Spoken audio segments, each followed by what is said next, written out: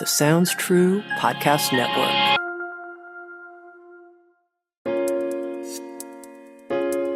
I am a person who moved from a different territory, from a different environment, but I don't have to change who I am in order to be in this new environment. And nature was the perfect example for me.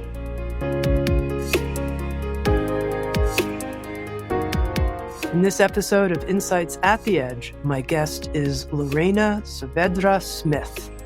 Lorena is a Pacha philosopher and eco-psychologist, originally from Peru, and replanted, that's the word that she uses to describe her experience. We'll learn more about that. Replanted in the United States, Lorena is a lifelong storyteller and keeper of Andean ancestral wisdom and medicine. With Sounds True, Lorena Saavedra Smith has written a new book and created a new audiobook. It's called Awaken Your Roots. Reclaim your ancestry and sovereignty by heeding the Jaguar's call. Stay with us.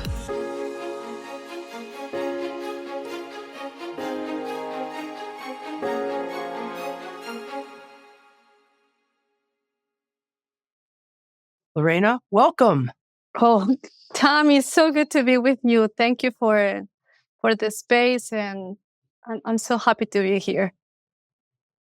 Right here at the beginning, I wonder if you would bless us and our listeners and bring your native language to our conversation and start with some type of blessing, if you will, for this time that we're going to spend together. That will be lovely, and I think that's the right way, the right way to do it for me. So thank you for that. So it says that every time that we open conversations, we have to salute the earth, because that's how we come together. That's our common ground.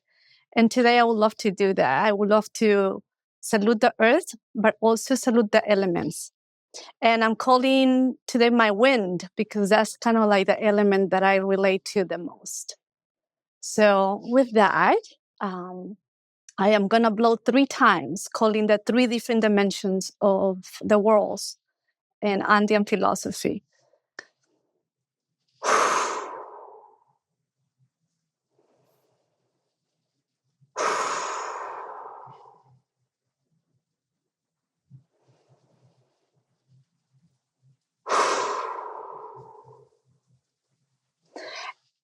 And I am also calling the winds of everybody that is listening to this podcast later on to come together, as the wind always go in cycles. So I know that by listening, they will also be connecting with my words and with your words.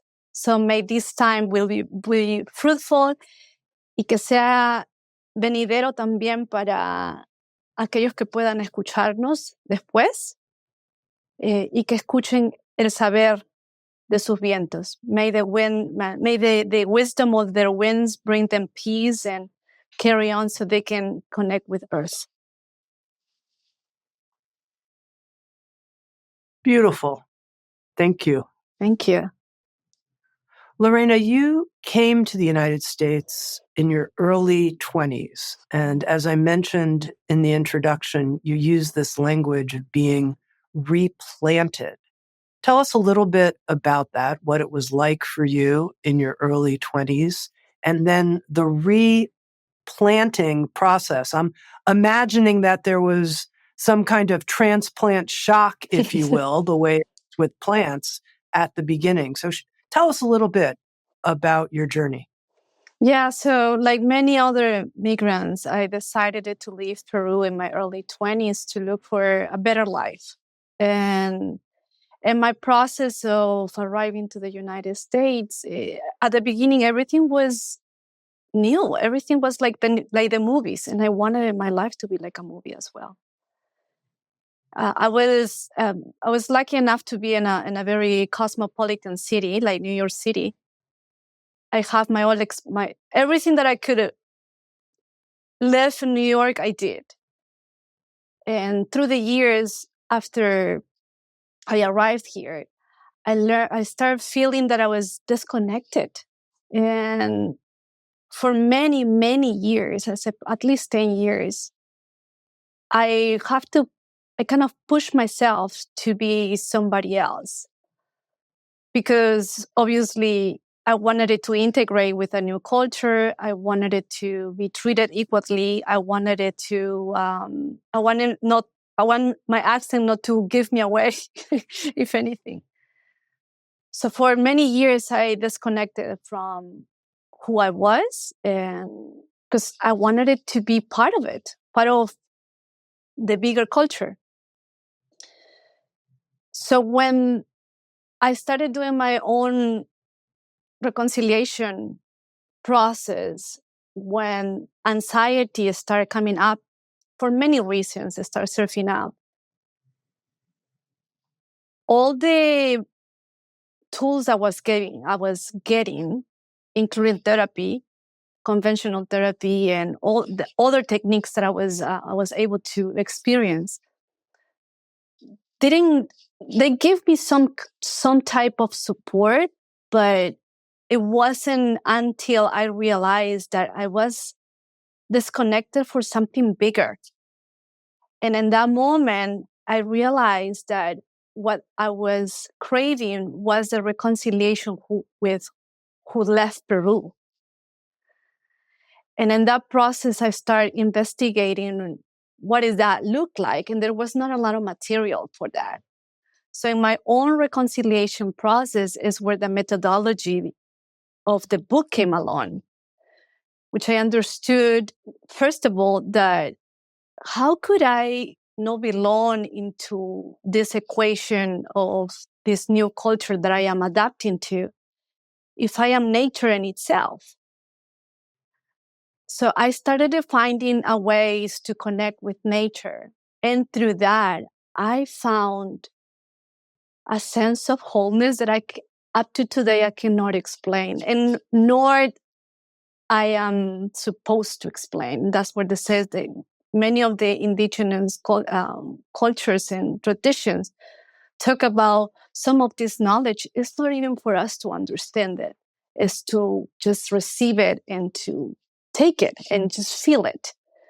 So that's where the replanting came along, because I understood, like, I am a person who moved from a different territory, from a different environment, but I don't have to change who I am in order to be in this new environment. And nature was the perfect example for me. When I realized that a tree, when you take it out of an environment and you put it in a different environment, it doesn't change. A pine will not be an apple tree if you change it from different soil. It will be still a beautiful pine tree. And so that's where the message started. The message started right there, and it also helped me to situate myself into the whole cycle of my own recovery and my own healing process, if anything. You mentioned feeling anxiety, and you started the book, Awaken Your Roots, talking about how you loved running, and that running was a way that you could be in your body and, if you will, work with your anxiety in some way. And the discovery you had right at the beginning of the book that there was something you needed to stop running from. Yeah. And instead face and even further embody. Yeah. You call it the Jaguar. This is such a core symbol in your work. So tell us, what does it mean to, first of all, realize you're running from something, to feel like it's a jaguar chasing you, and then face and embody? Share that process. Oh, that was very vivid. And I'm feeling right now my body, actually, because I love talking about this experience. I was going through a very nice time, and I decided to engage into running. Running is not good for my knees because my knees really don't like it. But yet I knew that running it gave me what I needed it to keep going in my days. And in that particular day, I was running so fast. And in the place where the treadmill is, there is a nice mask of we call it in the Andean philosophy, la teología, that's rheology, that talks about the different worlds. And the one that is in the middle, which is the world of the living, there is a huge Jaguar face and this kind of little stature that it was right across from me. And I was just running and running. And then out of the sudden, I closed my eyes. And I was like, why? What am I running from? It was because I really felt that I was running from something. And in that moment, I felt like that Jaguar was talking to me. It's like, no, you're not running. You're running from me when instead what I want is you run towards me. I wanted to run towards, and the Jaguar, again, on the triology of Andean philosophy and Pacha wisdom, it says that the Jaguar is the regulator of humanity. So me running towards the Jaguar become first of all, terrifying. How could I have this endurance to face this creature? Although everything was, and even my body was feeling like that, feeling every moment, every step that I took. And it was like an epiphany, if anything. Once I did this process about running towards this Jaguar, which it happened to be a female Jaguar, I felt so much like peace because in this vision, I literally saw the Jaguar becoming a woman, and this woman who was an elder woman giving me her coat. Like I was actually wearing the coat of the Jaguar. In that moment, I was like, wow, this is what I'm supposed to be doing. I am not running I'm not running from the Jaguar. I'm not running from fear. I am going towards fear.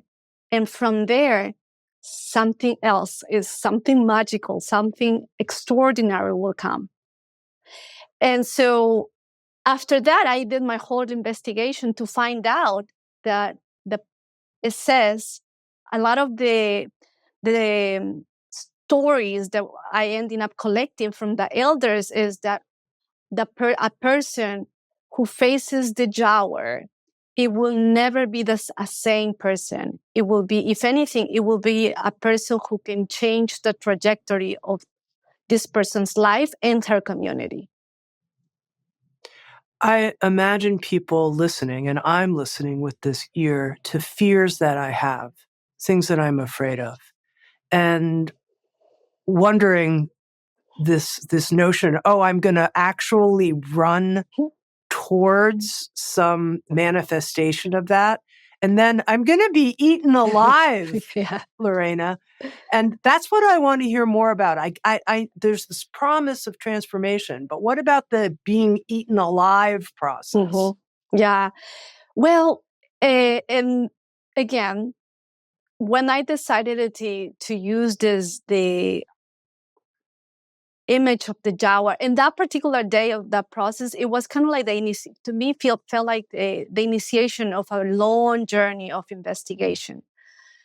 So to realize that I already have done some of this process, I already have faced some of my most terrifying fears. I already have faced the Jaguar, but instead of doing the reconciliation process, I cannot I put it aside, right? So I keep it at distance. So once I understood that I've already faced some of the most incredible fears in my life, during my younger years, in my 20s and early 30s, I went through them already. I already did that. What is missing is how can I embrace this portion of the Jaguar giving me the strength to continue going. You've developed a method, and you share this 4-step method in the book, Awaken Your Roots, and you actually map it to the Jaguar embodiment of power process. And I wonder if you can outline this method for us. You call it CARE, Kare, and how you came to it. I want to understand how this was born in you. Yeah, thank you for this question, because I didn't realize I have this methodology until I started writing the book. And this is something that I have already been supporting others to do in practice.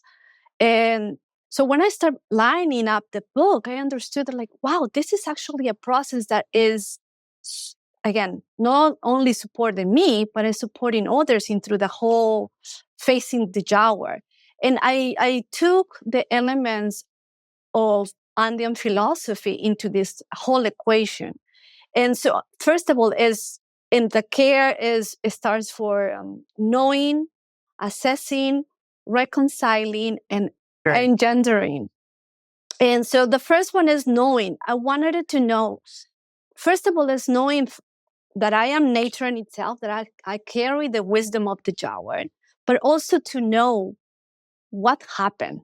I want to know, why do I feel stressed out? Why do I feel anxious?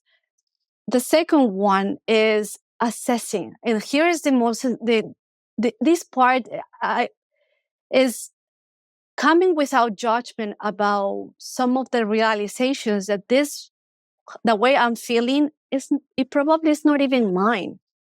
I'm probably carrying some wounding that is not even mine or started with me.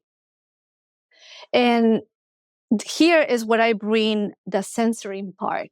I want people to really sensing what is in the body, how the body feels relating to, again, making it your own observation about how the body feels about a particular wounding.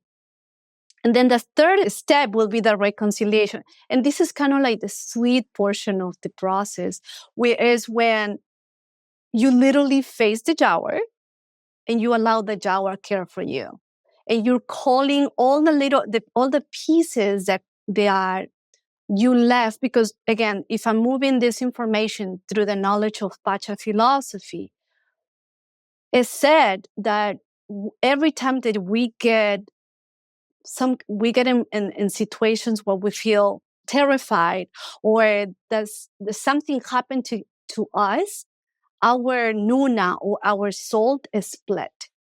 So this reconciliation process is, how can I bring and call the pieces of my soul that have been spread out around places, around situations, to get into this process. I say that we have to go the first two, because you want to know what happened. You want to sense it, and then you want to reconcile it. You want to bring the pieces back to you, bring your soul back to your body. And then the gendering part, that's when, now that I accepted who I am, now that I assessing, now that I feel reconciled, how do I move forward for the benefit not only of me as an individual, but how do I move forward collectively? How can I be in this world as one of the other brothers and sisters of nature? Can you give an example from your own life of this 4-step process and a wound, if you will, that you worked with that was transformed into a portal of power? Give us an example. Make it real. Okay, I'm going to make it real. So, for example, I'm going to bring my immigration process into this, right? So, please. So knowing that I was anxious because what was going on with my immigration status, that in itself became I understood that I was anxious because there was a reason for it.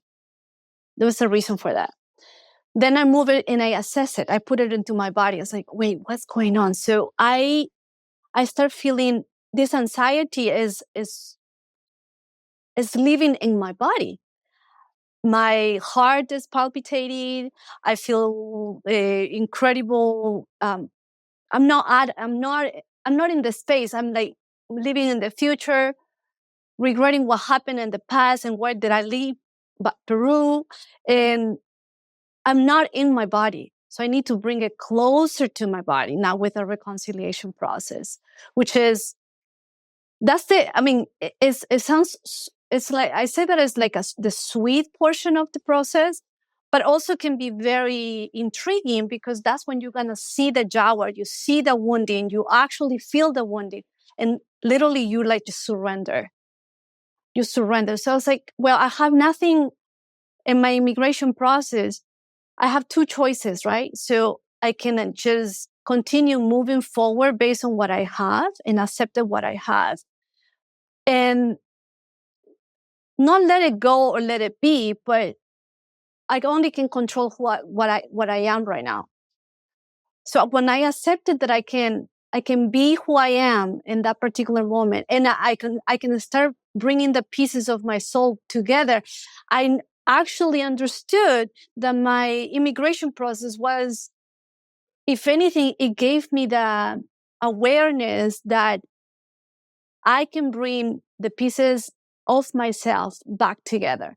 This process allowed me to step back, see from above what is the wounding, some of the wounding that, yes, it was initiated with the immigration process, but some of the wounding was actually initiated for other type of wounding, that it was in mine. It was the fear of being a stranger in my own, in a land, right? So, and those wounds started it way before me. So this is, in the reconciliation process, I decided that I wanted to bring nature into the equation. And it was sweet to me to understood that I could be as wise as the trees, and I could be as steady as the mountains. And yeah, even just saying it feels good right now. So then I move into what is called the last stage, where now I am integrated. Now I know what it is to feel this. Now, what am I going to do with this knowledge? Now I have to put it into practice and keep the sustainability too, because what I want people to understand that this type of process and anything that is related with ancestral wisdom is not like a quick fix.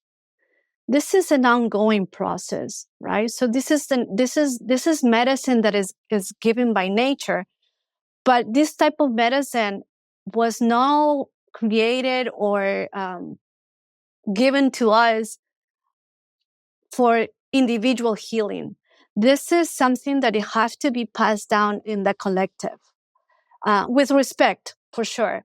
So once I understood that through my immigration process, the way that I acknowledge the care process, I can pass these techniques or these tools or these strategies or this method to those who are into the same issues. And I tell you that it's very rewarding to see how people receive this, because although it's a methodology, it's something that we know because it's a cycle. It's literally you are relieving the cycle of nature within your own body, within your own heart, within your own mind. You talked about how there are times when we can sense that part of our soul isn't with us. It's split off someplace. We don't have it with us. And that this process that you're describing is one way that we're calling this split off soul part back. Yeah. And that in the way that you describe it, we're making ourselves hospitable. We're making ourselves able to receive in our body this soul part back. And I wonder if you can talk more about that, because I sense that there's a feeling nature in you that everything maps on in a somatic way to how you teach. And I want to see if we can make that even more explicit. Yeah. So, and thank you for this question, because when I understood that one of the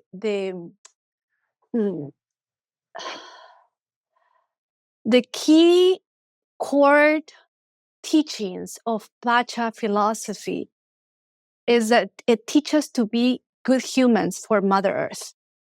It teaches to be in relationship with nature.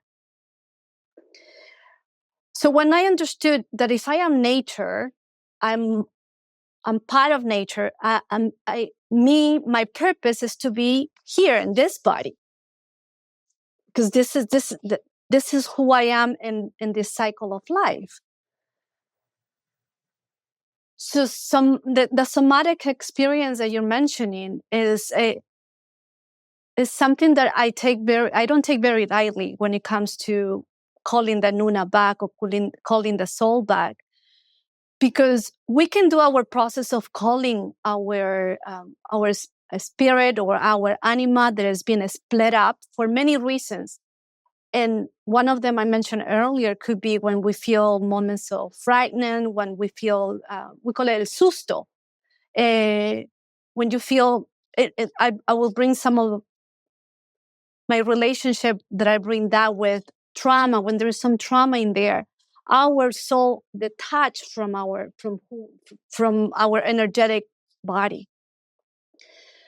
But in order for us to call it, and in order for us to make the assembling process, if anything, we have to have this body that touched nature, able to receive it. And I'm not talking about able to have our functioning, because it's not just that. It's that we know that we are in this body for a reason.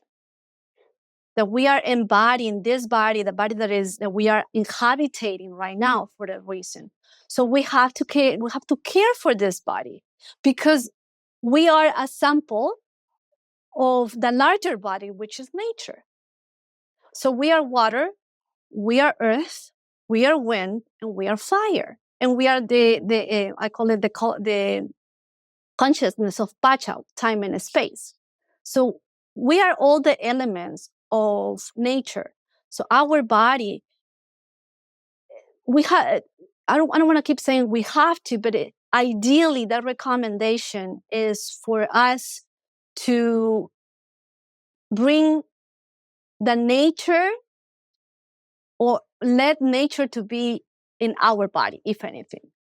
Yeah, it's very beautiful as you're talking, and I can sense into what you're saying. Sense how it's the kind of thing it's hard to process conceptually. It's more something, it's feeling into it. And in the book, you introduce this very interesting word. I'd never heard it before, that Sante pensante. Yes. Is I'm saying that correctly? And that part of your job in your work as a Pacha philosopher is to be a specialist who knows how to safeguard and steward the Sante pensante of another. I was really inspired by this, but I want to clarify my understanding of this word. Yeah. So Sante pensante comes from a Latin American thought.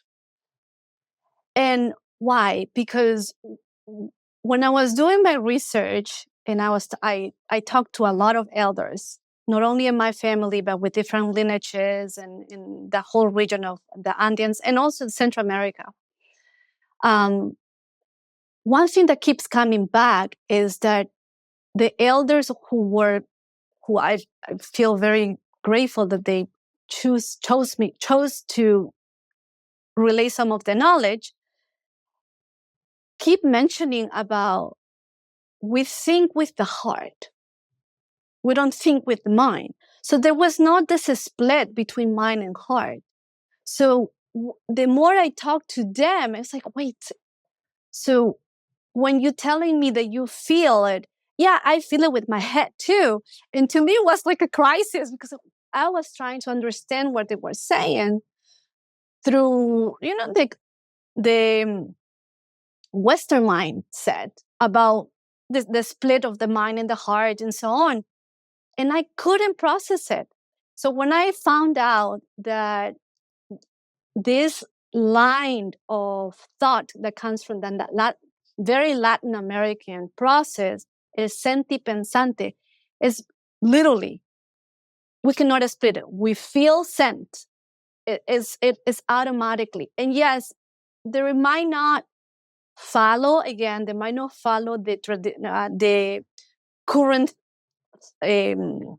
school of thoughts that we are, many people who are in these fields will take it.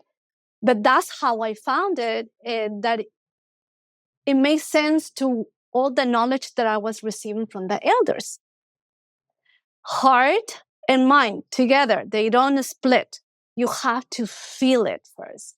You have to, not even first, you have to feel it and think it all together. So once I found a framework that a little bit helped me to understand that and to embody that, it was easier for me to keep doing the more research on, okay, how am I going to put this into practice?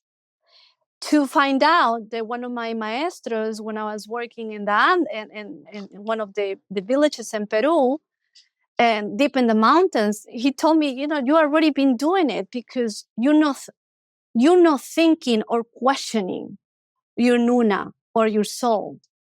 You're doing it. If anything, it could be kind of like the listening, that intuition, but it's beyond that.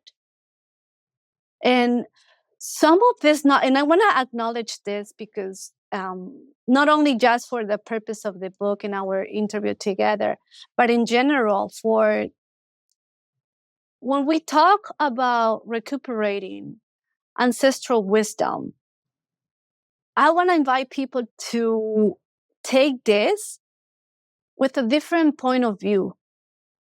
Not to understand it with the head or the mind, because that's not impossible. I wouldn't say it's impossible, but it's very hard to reconcile this type of wisdom. Yet it works.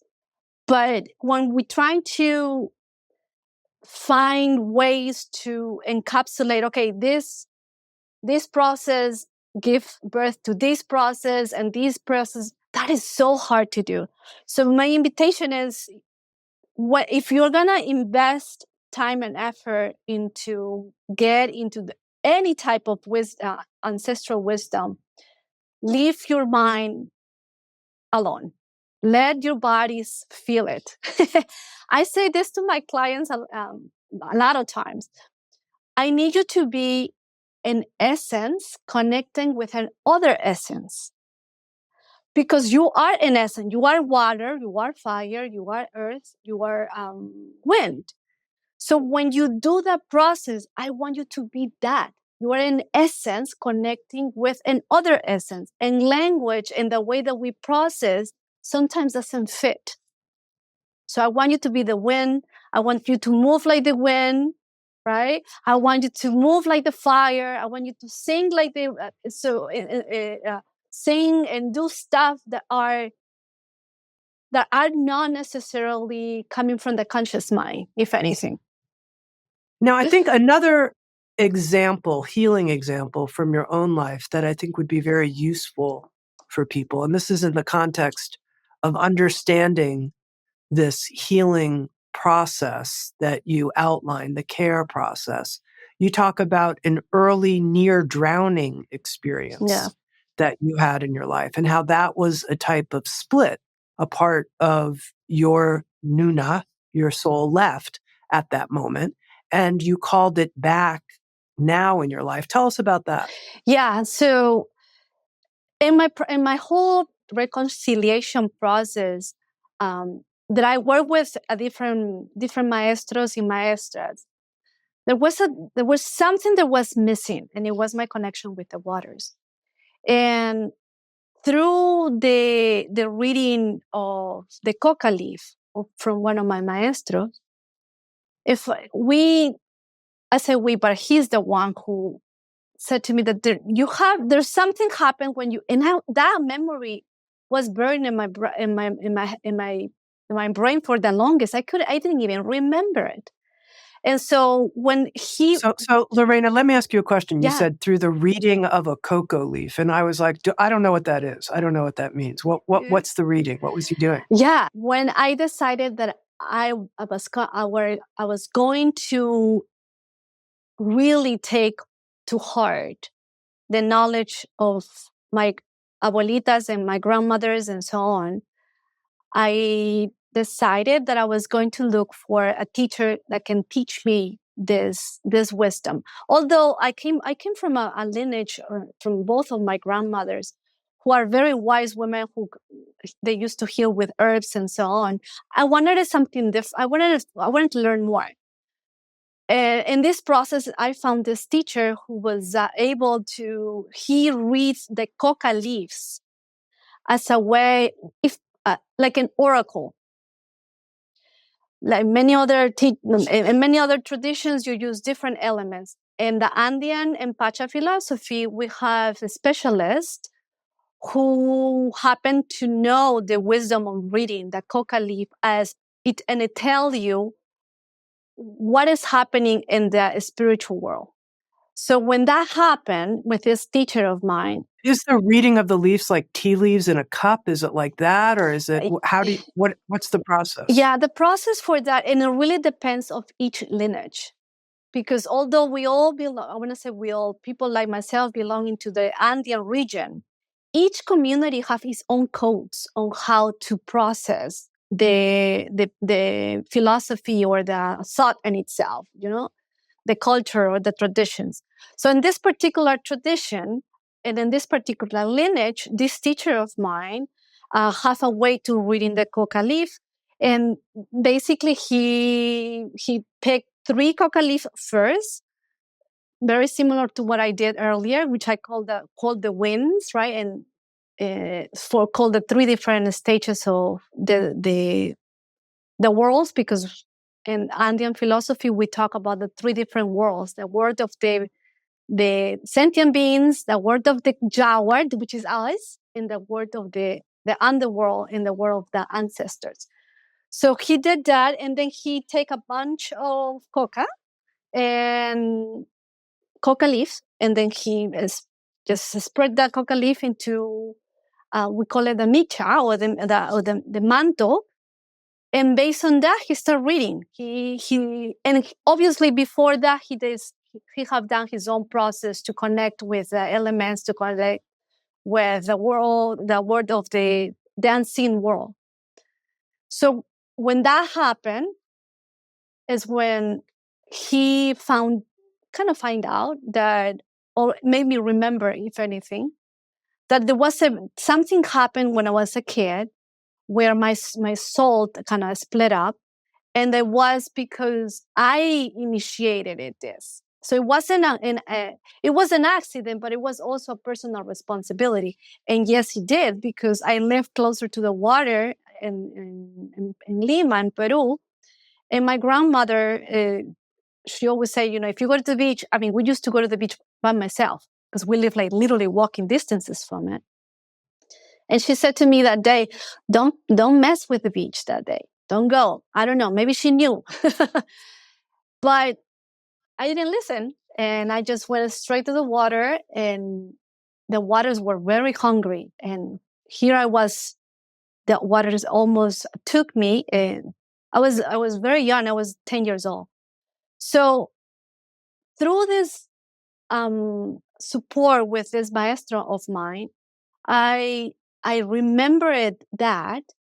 And the process for me was, okay, I need now to call the Nuna that was split, that was left there, to bring it back to me.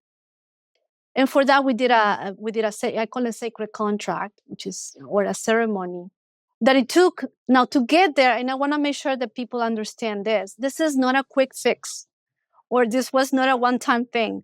By then, I have been working with this maestro for 3 years.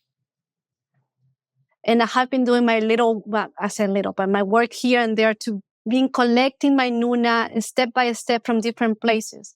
So by the time that we decided to do this ceremony, he supported me, and I called and asked permission to those waters to return the Nuna back to me.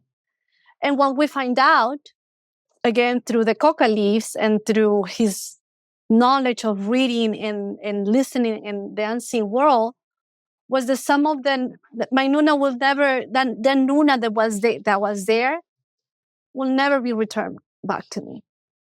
And it's okay, because that day I decided to give it to it. And instead of the ocean taking it back then, I decided to give this piece of my soul back to it.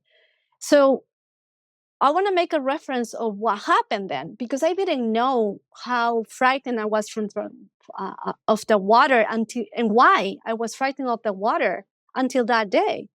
And I didn't know. And that was, that created a piece of knowledge for me on how to address my trauma to the water. So when I understood that I could make peace with this event that happened in my early age, I give wholeheartedly that piece of my Nuna to the waters. And from that moment on, the water became my guardian, yes, but more than that is my confidant. So now every time that I feel that that my heart is so heavy and that I can know that I need some extra support, I call the energy of those waters and I talk to that water. I give the secrets, the most darkest or the most heavy secrets. I give those to the water to those waters because I know that part of my Nuna is with them and they safeguard that piece of me that I know will never come back, but it's okay. Well, it's very interesting. I think I had this idea that we're supposed to call all of our soul parts back. We're not supposed to that's what it means to be quote unquote whole. And yet you're offering something different that's breaking that open. Yeah. Yeah. And I understood that from this point of view, that again, through the lens of Pacha philosophy and Andean thought, we are embedded into nature. And now, how cool is that? So we're embedded, like part of referencing the event that happened when I almost drowned it. And then I give in part wholeheartedly giving it back giving it to the ocean. Now I know that my Nuna is resting there. So yeah, we're supposed to call our Nuna back. But if I am also the ocean, I am also part of the ocean. My soul is already is embedded to it. So there's not necessarily a split, if anything. Yeah. I mean, I think this is one of the points you emphasize throughout Awaken Your Roots, is that the individualistic framework that we have in Western culture is not the framework that you're coming from in Pacha philosophy. It's not about a separate individual healing in their own contained separate world. I think that's a very important point. And you make another point that really got my attention. And this is a quote from the book in this context of not seeing healing as individualistic. You write, we're meant to alternate between being the healers and the ones being healed. Mm-hmm. And I thought, isn't that how it actually works in life? I mean, with your friends and for me and my marriage. And I mean, we alternate. That's how it actually rolls. Yeah. So, and let me tell you, how did I get into that? You talk about this, sometimes we compartmentalize the way that we move into life, especially in modern life, right? So I am this person and I do this, and this is my role, and this is And this is not just an Andean thought. This goes deep into a lot of indigenous and a lot of ancestral wisdom, where we take roles to be the ones who care for the community. Yes, there is a specific designated role for the person who carries the medicine, a particular medicine. Either is through plant, either is through minerals, either is through nature, if anything. So, but when I understood that I have also the role of becoming the one who can give what I learned and the way that I learned how to heal myself to others, the other person who is next to me, in this case, let's say my partner or even my family members, I am taking the role to be with them as a companion for their walk into recuperating their soul back or their anima back or their nuna back. So we take roles, and it's beautiful because it's like I have seen that growing up. I have seen my family members, my elders, going to different places, communal places where they really heal each other. Where they, sometimes the one who is talking about their problems, talking about what's going on in life, they go to el mercado, they go to the plaza, se van a jugar deporte. So they go to the to the market, they go to play sports, and they talk to each other. They become their own. They become the companions into the way that they are living life.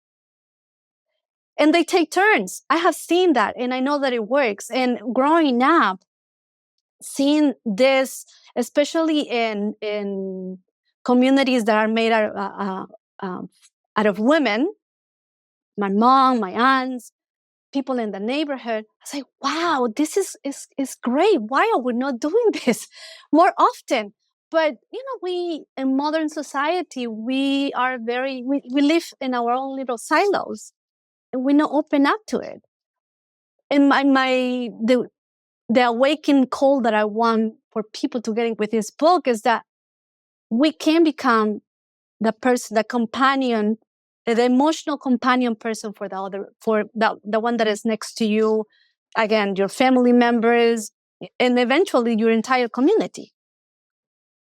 You say at the end of the book that you are honoring with this writing and committing to the matriarchs.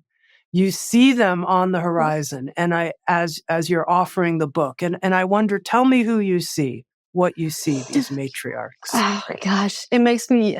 I feel it's an honor for me, and my heart actually is beating faster right now because to me this is the call. There are many women who happen to have this type of knowledge, who have been put aside for many years, sometimes centuries, if we're talking about from grandmothers and so on, that are waking up to this. There's a lot of curiosity. And some of the clients that come and look for my companionship, they're like, I don't know, I just feeling this call, and I've been feeling this way, and I don't know what to do. It's like, that's the call. Just take it, because we are in the prime time for this knowledge that have been put aside for many years, and sometimes decades and centuries, to wake up. And I really believe that the knowledge is coming. I mean, it will pass on, but it is our time as a person who embodies a woman body. It is our responsibility to keep passing this knowledge to the one that comes after us, to our legacy, because otherwise it will fade away. And this is for my nieces, this is for the daughters of my friends who feel that they live in two different worlds, a modern world, but they also are feeling the call of nature. The call is like, I have a friend, and I'm going to summarize it with this. I have a friend who I think she's 10 years old. And she comes to me the other day and she says, I don't know what to do with her. She just she's in, they have a big backyard with trees and so on. She's in the trees. She's not she's wild. And I feel like she's losing it. I was like, why? Because she's stuck into the tree. And I laugh at her. I was like, only if you know that that's exactly what I used to do when I was a kid. I used to jump in top of the trees, talking to the trees, talking to the ants.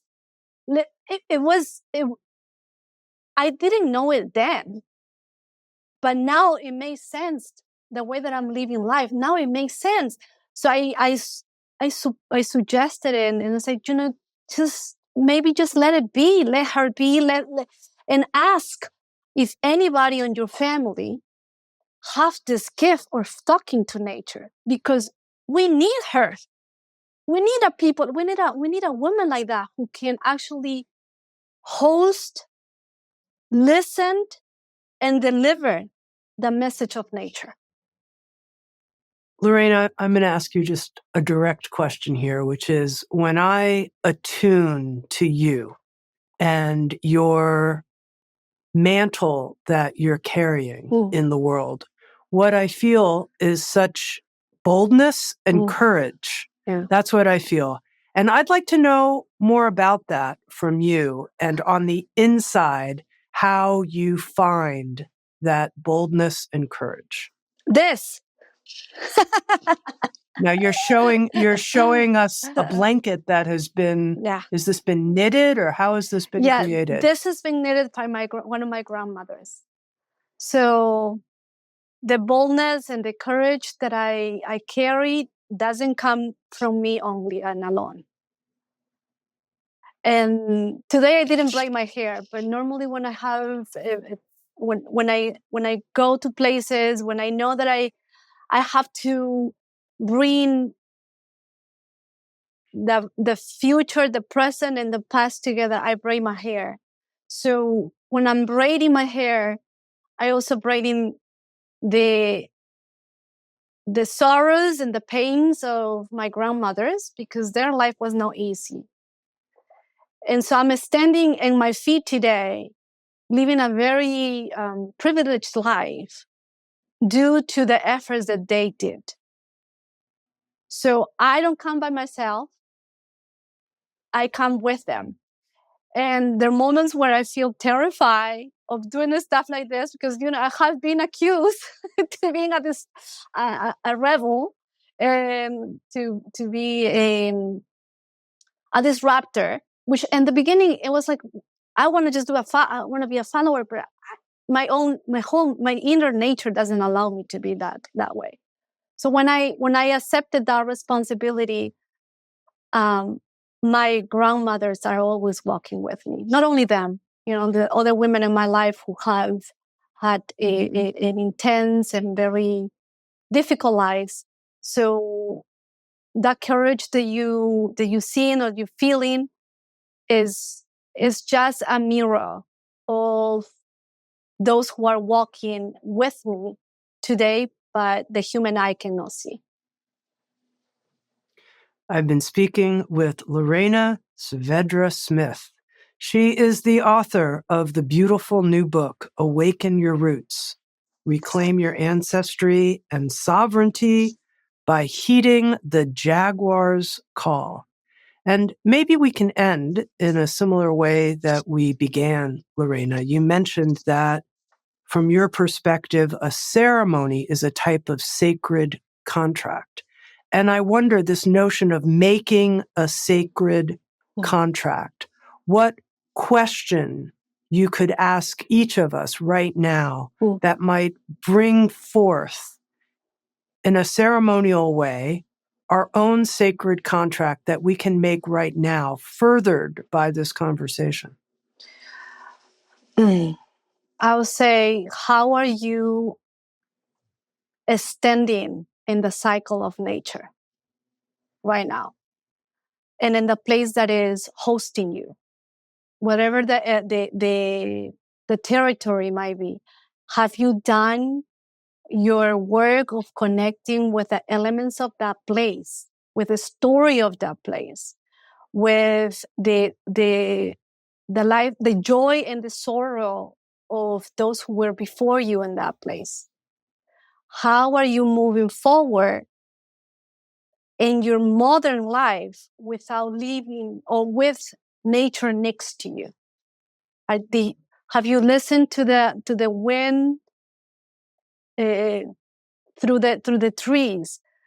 Have you listened to the sound of the ocean? Have you connected with the earth and with all the beings that are in that area where you are living right now? That to me is the first step to make this sacred contract, not only with nature, but with the place of us that we can feel, but we cannot see. Thank you so much, Lorena Saavedra Smith. Awaken Your Roots. Thank you for being here with us and bringing your voice, your wind, your water, all of you so beautifully. Thank you. You're very welcome. Gracias. And if you'd like to watch Insights at the Edge on video and participate in the after-show Q&A session with our guests, come join us on Sounds True 1, a new membership community featuring award-winning original shows, live classes, community learning, guided meditations, and more with the leading wisdom teachers of our time. Use promo code PODCAST to get your first month free. You can learn more at join.soundstrue.com. Sounds True, waking up the world. The Sounds True Podcast Network.